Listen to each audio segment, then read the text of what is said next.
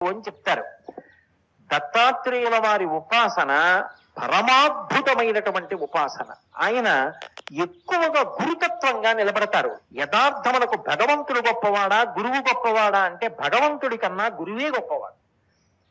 ఎందుచేత అంటే గురువు జ్ఞానమిస్తాడు, మళ్ళీ ఇక పుట్టవలసిన అవసరం లేని స్థితికి గురువు పైకెత్తుతాడు. అంటే దాని ఉద్దేశం గురువు కోర్కెలు తీర్చలేడు అని కాదు. కోర్కెల కన్నా చాలా గొప్ప విషయం ఏమిటి అంటే జ్ఞానం ఇవ్వడం. దానికి అడగక్కర్లేదు, సిద్ధంగా ఉంటాడు ఆయన. అలా కూర్చునేటటువంటి గురువు దగ్గర జ్ఞానాన్ని పొందడం అన్నిటికన్నా గొప్ప విశేషం. మహానుభావుడైనటువంటి దత్తాత్రేయ స్వామి వారు గురుస్వరూపంలో కూర్చుని ఉంటారు. అందుకే ఆయన జ్ఞానప్రదాత. మిగిలినటువంటి అవతారాలకి దత్తాత్రేయ స్వామి వారి అవతారానికి ఒక గొప్ప భేదం కనపడుతుంది. మిగిలినటువంటి అవతారాలలో సంప్రదాయ సిద్ధంగా ఎక్కడో ఏదో పైన